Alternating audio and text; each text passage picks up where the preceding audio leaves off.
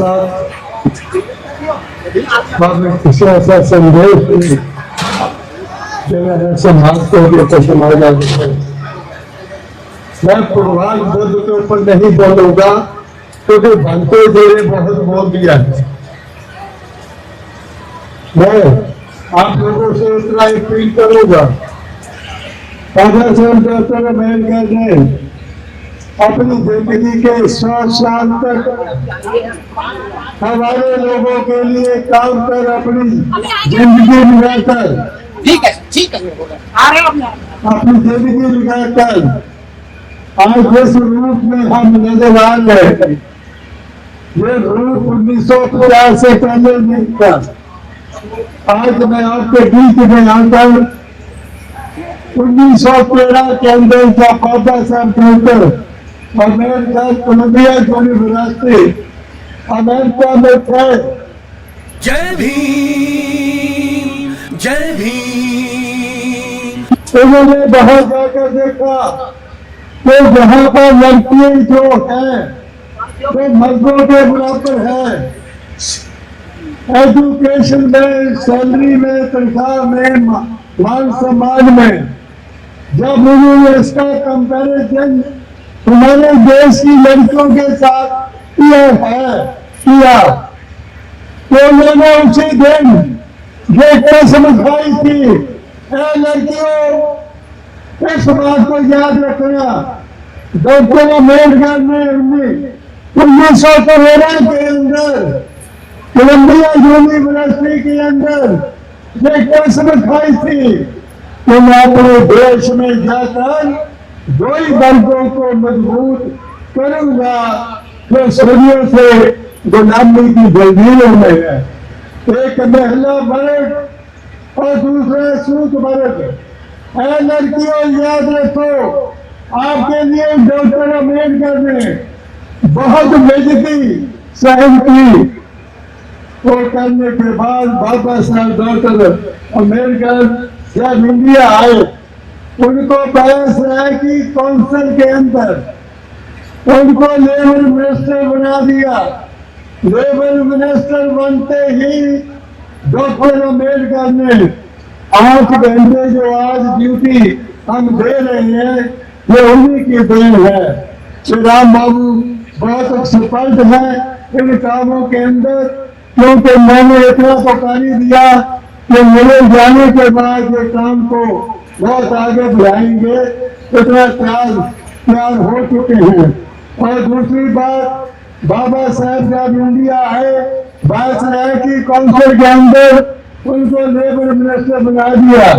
Labour minister बनते ही उन्होंने 8 घंटे की ड्यूटी की, तो उसके बाद चाइल्ड लेबर बंद की, उसके बाद वोट का अधिकार दिया, उसके बाद जो मैटरनिटी लीव है ये बाबा साहब डॉक्टर अम्बेडकर की देन है। और उसके बाद मैं जल्दी खत्म करूंगा क्योंकि मैं तो 10 दिन बोलता रहूं। उनके बाद बाबा Saheb doctor Ambedkar law minister बने 1951 के अंदर। उन्होंने लॉ मिनिस्टर बनते ही लड़कियों के लिए हिंदू कोड बिल पार्लियामेंट में पेश किया। उस बात को आपको याद रखना है। बाबा साहब डॉक्टर अम्बेडकर से पहले क्या इस देश में लोग नहीं थे? क्या लड़कियां नहीं थी? क्या 4000 साल तक डॉक्टर अम्बेडकर के अलावा यहाँ कोई भी महापुरुष नहीं आया? बाबा साहब डॉक्टर अम्बेडकर को बहुत मुकाबला, बहुत अपमान सहना पड़ा।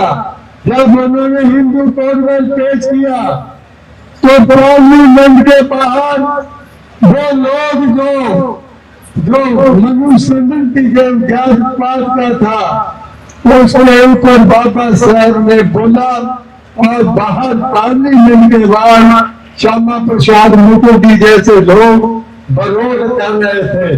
बाबा साहब ने जब बिल पेश किया जिसके तहत लड़कियों को इस देश के अंदर मान सम्मान के साथ जीने के अधिकार दिए। कौन से अधिकार?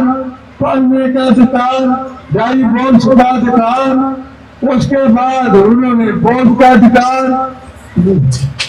डाइवोर्स के बाद उन्होंने हर तरह के अधिकार, प्रॉपर्टी में अधिकार। आज जो आपका प्रॉपर्टी में अधिकार है ये बाबा साहब डॉक्टर अम्बेडकर की देन है, किसी और की नहीं।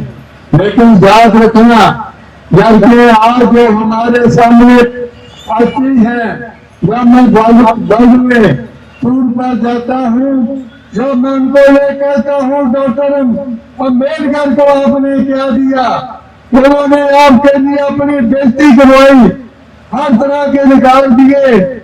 मुसलमानों को तो 4 पत्नियां पर बंधक थी, लेकिन हमारे इस मैं नाम तो नहीं देता, या इस कस्टम के अंदर चाहे तो कितनी पत्नियां रख ले, कोई बात नहीं, जब जी चाहे छोड़ दे, जब जी चाहे रख ले।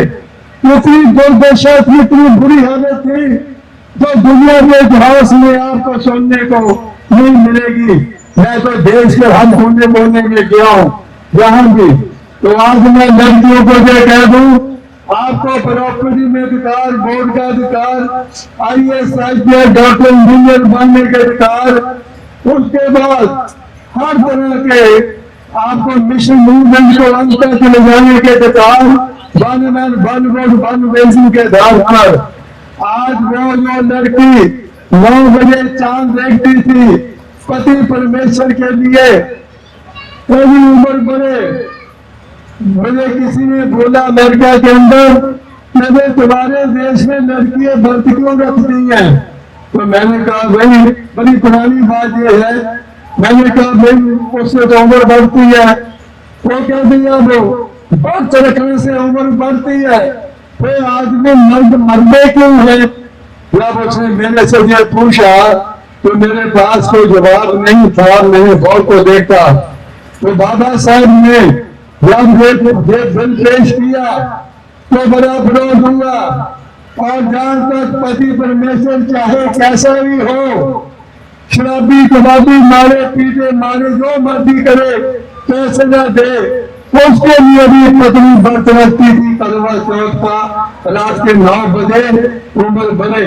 लेकिन कम हो बाबा साहब जिसने बिल पेश किया, आज वो 9 बजे चांद देखने वाली लड़की अगर पति महादेव जो गड़बड़ करता है, थोड़ी इज्जत नहीं करता, मान सम्मान नहीं करता, वो दिन के 1 बजे सारे खानदान को तारे दिखा देती है। ये बाबा साहब डॉक्टर अम्बेडकर की आप बच्चियों को देन है।